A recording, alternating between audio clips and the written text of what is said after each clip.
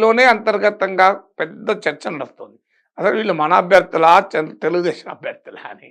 So అందువల్ల ఆ chemistry మాత్రం క్లియర్గా వికటిస్తుంది. కూటమిలో ఆ కెమిస్ట్రీ మాత్రం సెట్ కావడం లేదు. ఇక్కడ తెలుగుదేశం పార్టీ కూడా కొన్ని కార్యక్రమాలతో ముందుకెళ్తోంది. ముఖ్యంగా బస్సు యాత్రలు, అదే వైసీపీకి సంబంధించి బస్సు యాత్రలతో ముందుకు వెళ్తోంది. ఇప్పుడు టీడీపీకి సంబంధించి కొన్ని కార్యక్రమాలతో ముందుకు వెళ్తోంది. వీటిని ఎలా చూస్తారు? ఇవేమైనా ఇంపాక్ట్ చూపించే అవకాశం ఉంటుందా? ఇంపాక్ట్ ప్రతి ఈవెంట్ను మనం కొలవలేము ఇంపాక్ట్. కానీ ఓవరాల్గా ఎన్నికల ప్రచారం మనకు అర్థం కావాల్సింది ఏంటంటే, వైసీపీ ఏమో జగన్మోహన్ రెడ్డి ప్రభుత్వము అనుసరించిన పథకాలు వీటిని ప్రధానంగా చేసుకొని నా ప్రభుత్వం ఇంకో ఈ పనులు చేసింది, మీరు ఓటేయండి అని జగన్మోహన్ రెడ్డి తన ఎన్నికల సభల్లో పదే పదే చెప్తున్నాడు. అఫ్ కోర్స్ అదే సమయంలో టీడీపీ పైన జనసేన పైన విమర్శలు చేస్తున్నాడు. సహజంగా ప్రత్యర్థులపైన విమర్శలు లేకుండా ఎవరి ప్రచారం ఉండదు. కానీ ప్రధానమైన ఫోకస్ జగన్దోమో తన ప్రభుత్వము, తన పథకాలు, సంక్షేమము వీటిని పైన కేంద్రీకరిస్తున్నారు. అయితే అభివృద్ధి జరగలేదు అన్న భావన తనకు నష్టం కలిగిస్తుందని గుర్తించి ఈ మధ్యకాలంలో సంక్షేమం అన్న పదం మాత్రమే వాడతలేరు. సంక్షేమంతో ఇంటింటి అభివృద్ధి అన్న పదం వాడుతున్నాడు. సో అందువల్ల ఆ పొలిటికల్ ఆ పర్సెప్షన్ మార్చాలి అనేటువంటి ఒక లక్ష్యంతో టీడీపీ, జనసేన, బీజేపీ కూటమిలో వాళ్ళ ప్రధానంగా చెప్పుకుంటున్నది హామీలు అవి చెప్తున్నా జగన్మోహన్ రెడ్డికి ఎందుకు ఓటు వేయకూడదో చెప్తున్నారు. అదొక్కటే సరిపోదు. ఇప్పుడు ఎప్పుడైనా ప్రతిపక్షంలో ఉన్న వాళ్ళు సహజంగానే అధికారంలో ఉన్న వారిపైనే టార్గెట్ చేసి క్యాంపెయిన్ చేస్తారు. అధికారంలో ఉన్నవారు తమ ప్రభుత్వం గురించి చెప్పుకుంటారు, అందులో తప్పలేదు. కానీ కేవలం జగన్మోహన్ రెడ్డికి ఎందుకు ఓటు వేయకూడదు చెప్తే సరిపోదు. ఇప్పుడు దేశంలో కూడా ప్రతిపక్షాలు చేస్తున్న ఏంటి, మోడీకి ఎందుకు ఓటు వేయకూడదో చెప్తున్నారు, ఇండియా కూటమికి ఎందుకు ఓటు వేయలేదో చెప్పలేకపోతున్నారు, అది కన్విన్స్ చేయలేకపోతున్నారు.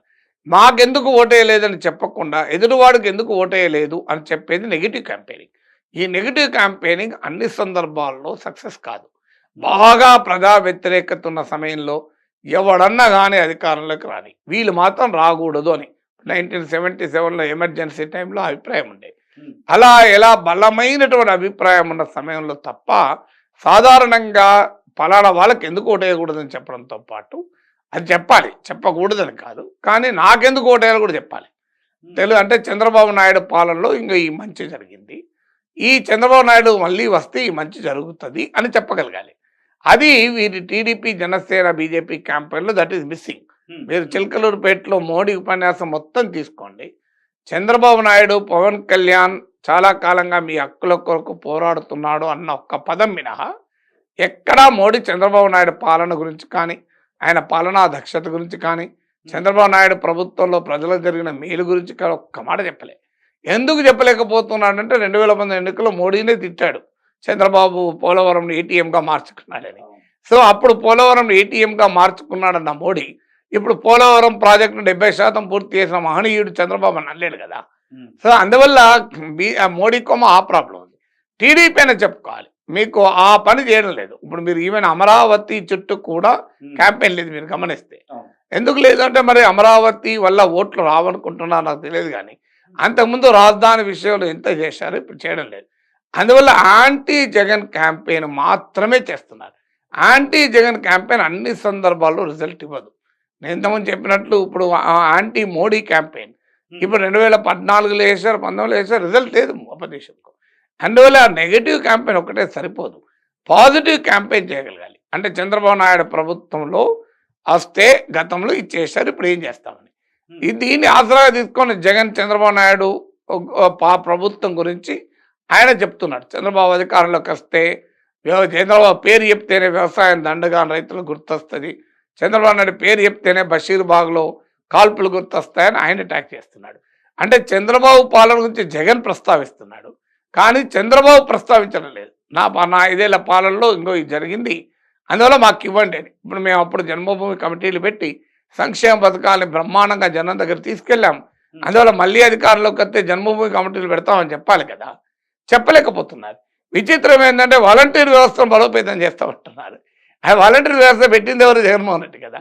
జగన్మోహన్ రెడ్డి పెట్టిన వాలంటీర్ వ్యవస్థను మేము బలోపేతం చేస్తామని టీడీపీ, జనసేన క్యాంపెయిన్ చేస్తుంది, కానీ చంద్రబాబు నాయుడు పెట్టిన జన్మభూమి కమిటీలు బలోపేతం చేస్తాం అంటలేరు. సో విచిత్రంగా ఉంది ఇది. సో జగన్మోహన్ రెడ్డి పెట్టిన వాలంటీర్లను కంటిన్యూ చేస్తామన్నాడు ఏంటి, చంద్రబాబు నాయుడు పెట్టిన జన్మభూమి కమిటీలు మళ్ళీ పెడతామని ఎందుకంటలేరు? అందువల్ల ఆ పాయింట్ చెప్పుకోలేకపోతున్నారు. సో అది మీకు జగన్మోహన్ రెడ్డికి అడ్వాంటేజ్ అవుతుంది. మొదట్లో వాలంటీర్ల పైన ఇష్టం వచ్చినట్టు వ్యాఖ్యానించారు. ఇప్పుడు ఏమంటారు? వాలంటీర్ల పైన మా వ్యతిరేకం కాదు, మేము అధికారంలోకి వస్తే ఇంకా వాలంటీర్ల ట్రైనింగ్ ఇస్తాం, జీతాలు పెంచుతాం అంటున్నారు. సంక్షేమ పథకాల విషయంలో కూడా జగన్ను టీడీపీ మొదటి నుంచి టార్గెట్ చేస్తూ వచ్చింది. ఇప్పుడు అంతకన్నా ఎక్కువ పథకాలు అమలు చేస్తూ ఉంటున్నారు. అంటే మరి అనే ప్రశ్న ఆటోమేటిక్గా అంటే జగన్ అమలు చేస్తే, పథకాలు అమలు చేస్తే శ్రీలంక అయితే ఆంధ్రప్రదేశ్, చంద్రబాబు నాయుడు పథకాలు అమలు చేస్తే అమెరికా ఎట్లా అవుతుందని అక్కడ ఒక మాట చెప్తున్నారు, సంపద సృష్టిస్తామని. But that cannot convince the people. అందువల్ల ఆల్టర్నేట్ డిస్కోర్స్ అంటే తమకెందుకు ఓటు వేయాలి అనేది కూటమి చెప్పుకోక, జగన్ను ఎందుకు ఓటు వేయకూడదు, ఇంకో జగన్కు ఓటు వేయొద్దు, మేము అధికారంలోకి వస్తే జగన్ కన్నా ఎక్కువ పథకాలు అమలు చేస్తాం, మేము అధికారంలోకి వస్తే జగన్ కన్నా వాలంటీర్లు ఇంక ఎక్కువ చూసుకుంటాం అనేటువంటి జగన్ రెఫరెన్స్ పాయింట్గా తీసుకుని క్యాంపెయిన్ చేస్తాను. టీడీపీ జనసేన చేస్తున్న పెద్ద పొరపాటు అది. చంద్రబాబు నాయుడు రెఫరెన్స్ తీసుకొని క్యాంపెయిన్ చేయాల్సింది జగన్మోహన్ రెడ్డి రెఫరెన్స్ తీసుకొని క్యాంపెయిన్ చేస్తే జనం ముందు ఫండమెంటల్ క్వశ్చన్ ఏంటి? చంద్రబాబు నాయుడును మరోసారి మళ్ళీ ముఖ్యమంత్రి చేయాలా, జగన్మోహన్ రెడ్డి కంటిన్యూ చేయాలా అనేది కదా. చంద్రబాబు నాయుడును మరోసారి ముఖ్యమంత్రి చేయాలి అన్న భావనను ప్రజలకు తీసుకెళ్ళకపోతే టీడీపీ జనసేనకు ఎట్లా ఓట్లు పడతాయి? నాగేశ్వర్ గారు, ప్రస్తుతం జరుగుతున్న ఈ పరిణామాల ప్రకారం చూసుకుంటే ముఖ్యంగా చంద్రబాబు సంబంధాలు అన్నట్టు కేవలం జగన్ టార్గెట్ గానే వెళుతున్నారు అనే మాట వినిపిస్తున్న నేపథ్యంలో బెడిసికొట్టే అవకాశం ఉందా, లేకపోతే ఇంకా వ్యూహాత్మకంగా ముందుకు వెళ్లాల్సిన అవసరం కనిపిస్తుంది? అంటే జగన్ టార్గెట్ కాకపోతే ఎవరు టార్గెట్ ఉంటారు? సచిన్ టార్గెట్ ఉంటారు, నాగేశ్వర్ టార్గెట్ ఉంటారు. ఇప్పుడు వాళ్ళు పోరాడేది ఎవరి మీద అండి? జగన్మోహన్ రెడ్డి మీద పోరాడుతున్నారు. జగన్మోహన్ రెడ్డి టార్గెట్ చేయకుండా ఎవరిని టార్గెట్ చేస్తారు? అంటే సంక్షేమ పథకాలు మేము వస్తే ఇది అంటే జగన్మోహన్ రెడ్డిని టార్గెట్ చేయడమే తప్పదు వాళ్ళకు, కానీ అది ఒక్కటే సరిపోదు అంటున్నాను. జగన్ అది ఎప్పుడు పనికొస్తుంది అంటే ఆల్టర్నేటివ్ మాకు సంబంధం లేదు, వీళ్ళు మాత్రం ఉండకూడదు అని తీవ్రమైన ప్రజా వ్యతిరేకత ఉన్నప్పుడు ప్రజలు ప్రత్యామ్నాయంతో సంబంధం లేకుండా ఓట్లేస్తారు. 77లో ఆ ఉదాహరణ ఇచ్చింది అదే. ఎమర్జెన్సీ అనంతరం ఇందిరాగాంధీ అధికారం ఉండదు, ఎవరన్నా ఉండండి మాకు అనవసరం అనే దశలో ప్రభుత్వం పట్ల వ్యతిరేకత ఉంటే అప్పుడు ఆ స్ట్రాటజీ పనికొస్తుంది. ఇప్పుడు అది పాక్షికం.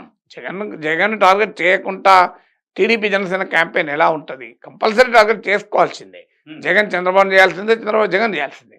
కానీ అదొక్కటే సరిపోదు, తమ ప్రభుత్వ హయాంలో ఏం జరిగిందో కూడా చెప్పుకోవాలి. ఇక్కడ వైసీపీ అవినీతి చేసింది లేకపోతే అక్రమాలకు పాల్పడిందంటూ ఆరోపణలు చేస్తున్న టీడీపీ అక్కడి నుంచి వచ్చిన వాళ్ళని మళ్ళీ ఇక్కడ స్థానాలు ఇచ్చింది. ఇక్కడున్న సీనియర్ నేతలకి టికెట్ లేని పరిస్థితి. వసంత కృష్ణప్రసాద్ కావచ్చు, గుమ్మనూరు జయరాం కావచ్చు. ఇది టీడీపీకి కలిసి వచ్చే అంశమా, బెడిసికొట్టే అంశమా? బెడిసికొట్టేటట్టు ఎందుకు తీసుకుంటారు? వాళ్ళకు ఉపయోగపడతా అనుకుంటే తీసుకుంటారు కదా. ఇక రాజకీయ పార్టీలు ఏముంది, టీడీపీ వాళ్ళని వైసీపీ తీసుకుంటలేదా? ఈ పార్టీ వాళ్ళు ఆ పార్టీ వాళ్ళని తీసుకుంటారు, ఆ పార్టీ వాళ్ళు ఈ పార్టీ వాళ్ళు తీసుకుంటారు. ఆ పార్టీ దూషించిన పార్టీ కదా టీడీపీ వాళ్ళను వైసీపీ దూషించలేదా? మళ్ళీ వాళ్ళు వస్తే తీసుకుంటలేదా? సో ఎవరు వస్తే తీసుకుంటలేదు నాకు చెప్పండి. ఏ పార్టీ అయినా అంతే. తెలంగాణలో, ఆంధ్రాలో జరిగేది అది. ఒక పార్టీలో ఉన్నప్పుడు దూషిస్తారు, మళ్ళీ వాళ్ళనే మళ్ళీ తీసుకుంటారు. అదేమి ఒక పార్టీ స్పెసిఫిక్ ఫినామినన్ కాదు కదా. Right, thank you so much Nageshwar గారు ఆర్టీవీతో జాయిన్ అయ్యి ముఖ్యంగా ఆంధ్రప్రదేశ్కి సంబంధించి రాజకీయ పరిణామాలు ఏ విధంగా ఉండబోతున్నాయి, ప్రస్తుతం జరుగుతున్న పరిణామాలకు సంబంధించి మీ విశ్లేషణ అందించినందుకు థ్యాంక్ యూ. మరిన్ని వీడియోస్ కోసం ఛానల్ ని సబ్స్క్రైబ్ చేయండి, లేటెస్ట్ అప్డేట్స్ కోసం వాట్సాప్ ఛానల్ ని ఫాలో చేయండి అండ్ లింక్ డిస్క్రిప్షన్ లో ఉంది.